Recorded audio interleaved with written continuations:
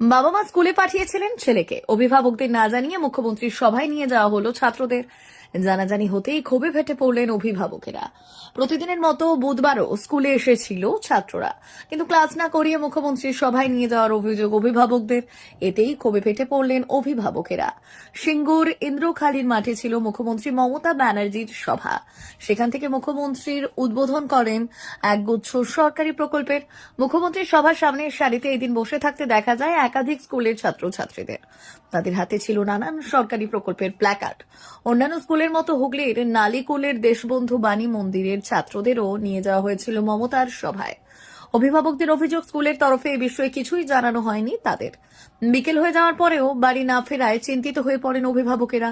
স্কুলে এসে জানতে পারেন তাদের ছেলেদের নিয়ে যাওয়া হয় সভায়।